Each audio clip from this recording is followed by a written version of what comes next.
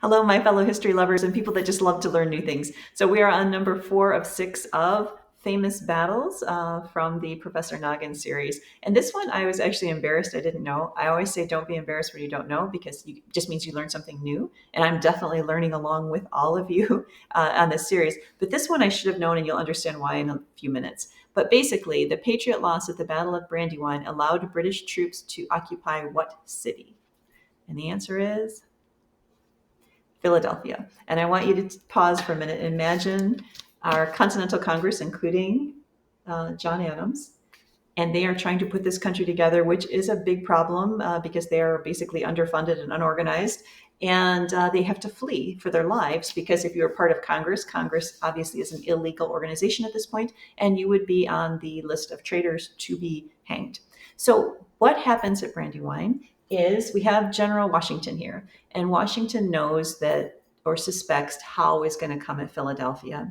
But what Howe does is he does a flanking move, a through the night, like 17-mile march, and sneaks up and basically gets around him. So, what is flanking? So, flanking is if you wait at your front door, I had to look this up for somebody to come, but meanwhile, they go around and they come in your side window or come in the back door. That's called flanking. And that's what Howe does. So, Washington's waiting for him at a river crossing, and I think it was the Brandywine River. And instead of facing him, coming face in, like at the front door, Howe, like I said, with this sort of 17-mile nighttime march, goes around him. And then a few weeks later, takes over Philadelphia. And this is a few weeks before the Battle of Saratoga.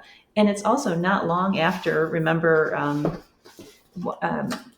in a little bit earlier, less than a year though, when we talked about the disaster that Washington faced at the Long Island, the disaster at Long Island. And that's a picture, give you an idea. And this is actually from a book called Liberty, the American Revolution by Thomas Fleming. So you have to think Washington at this point is feeling pretty low in his spirit. So he has basically had lost the Battle of Long Island, and now Philadelphia will fall a few weeks after this disaster at the Battle of Brandywine. But here's where it all turns around and why I should have known it was the Battle of Brandywine, how it connects to Saratoga. So here's how. So we have talked about how Burgoyne is marching down, if you remember, from Canada, and his goal is to get to Albany. And at Albany, they're going to cut off the colonies because they think the North is the more troublesome, and if they can divide them, the South will be fairly easy to conquer. But part of Burgoyne's plan is he says, hey, St. Leger, you come in from the West, which St. Leger attempts to do, but is stopped at the Battle of Oriskany. And Howe is supposed to come up from the South and meet him. Now imagine if Howe had come up from the South and met Burgoyne, it would have been a huge, much stronger, huge army to face the Americans at Saratoga, and we might not have won Saratoga. In fact, probably wouldn't have, in which case, remember, the French wouldn't have come in on our side. So this is a big deal that Howe didn't come up and help Burgoyne. And part of that is there wasn't a clear order of command there. So Burgoyne couldn't order Howe to come up. And it was a problem with the entire system of the British Army at that point. So anyway, one last thing to share with you real quick, because I thought this was really interesting. This was in John Traione, another, I keep mentioning his books, and this is called Black Soldiers in America's Wars. And he's talking about the Battle of Brandywine. And this was the picture from the Battle of Brandywine.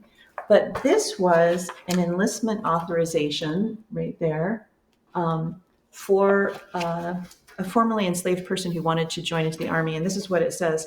Enlistment authorization for John Dunbar, a soldier in the 3rd Pennsylvania Regiment. Dunbar had been previously enslaved by a man named Samuel Scott, a Pennsylvania soldier who had died in April of 1777. Pennsylvania did not allow the enlistment of slaves by masters, so this document was proof that Dunbar had been freed in Samuel Scott's will, and thus was choosing to, as a freed man, join the army and fight for the American cause. So anyway, that was a little bit about the Battle of Brandywine.